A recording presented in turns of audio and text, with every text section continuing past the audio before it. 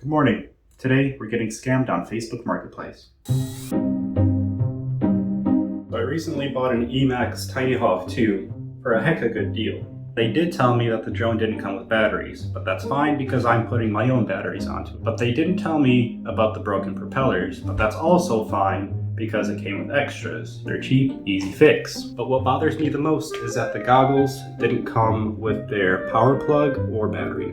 And I reached out to the seller. To them, I agreed to a broken drone, which wasn't in the description, and so they refused to meet back up for a refund. So instead, we're just going to tear these down and find another way to get them powered on.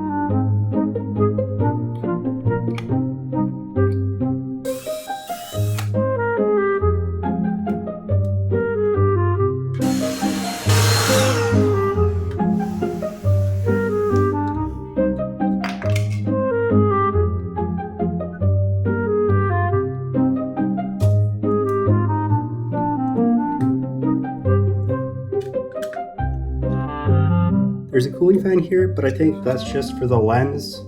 It doesn't cool any of the electronics. There's no duct to get to them, so I don't think we need it.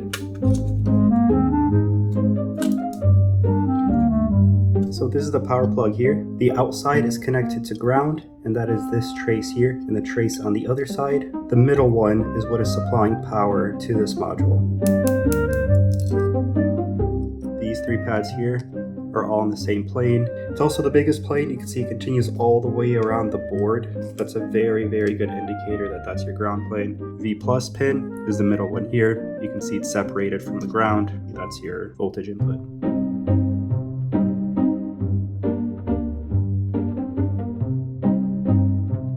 Shake test. We did not pass the shake test. Now the original casing had an 18650 powering these goggles, which is at 3.7 volts. 3.5 is close enough. Let's hope we don't see any smoke.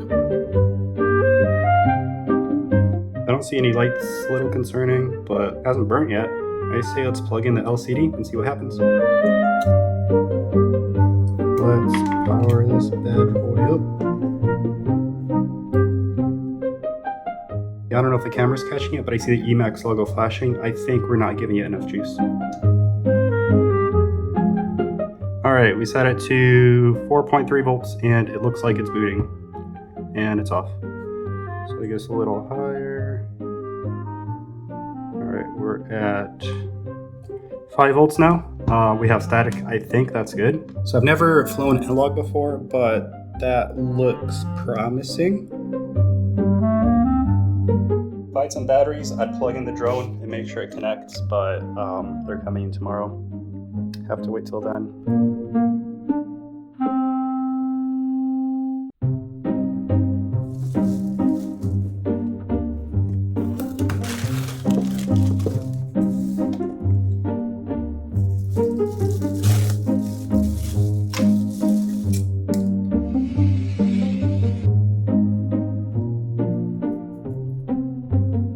Take your bets, ladies and gentlemen. Is it gonna catch on fire? Let's find out.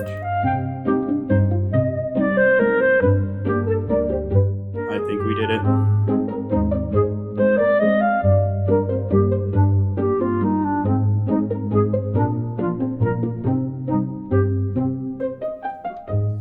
So we have 100% signal, but no on-screen display and no video signal. So this most likely means the flight controller on this drone is dead. I'm going to see if I can fix it.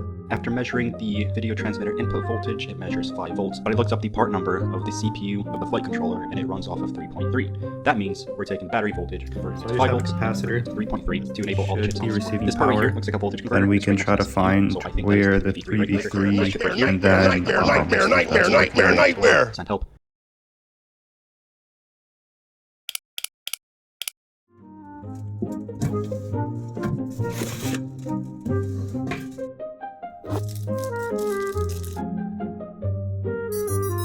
Okay, so I got my cooling fan on under the drone.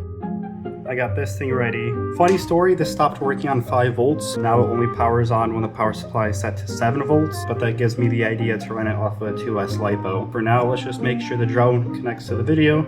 Maybe then we give her a rip. 7.4, Booting up, get this powered on. Let's make a stand for the display so that the ribbon cable doesn't break.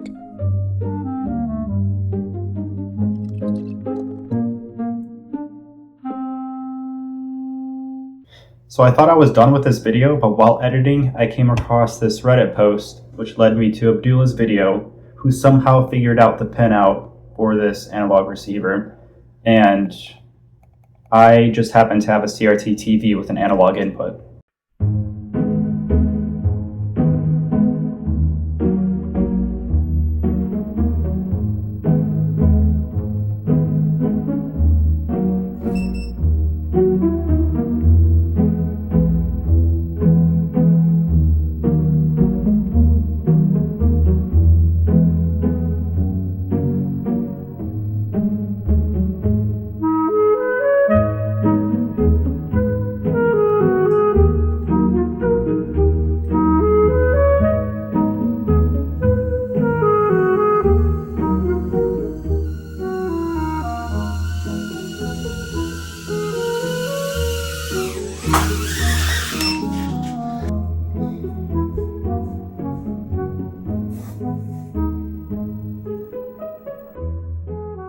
In the future, we're going to fly Zacchaeus with the Goggles X. I'm working on a custom analog module for them. So if you want to see that, feel free to follow the channel. Thank you so much for watching and have a good rest of your day.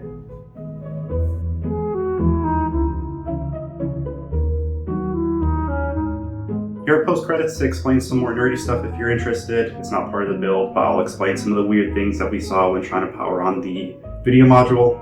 You might find it interesting. So at one point we were powering on the video receiver with 5 volts, and then for some reason it stopped working at 5 and started working at 7 volts. This is because I had swapped out the connector and didn't realize. The new one was oxidized, which introduced resistance at the very beginning of the power loop, and so we had to boost the voltage to overcome that resistance. The old one is fine, no corrosion, no oxidation, so it was a much better conductor. That's why it worked at a lower voltage. When I first tried powering on the video receiver, you could see that the Emacs logo was flashing. What happens here is the CPU boots up, then tries to engage the peripherals like the LCD before it hits a current limiter because of the low voltage. The current limiter shuts the entire thing down and then attempts a reboot. Boosting the voltage means we could drop the current a bit and not hit that current limiter anymore.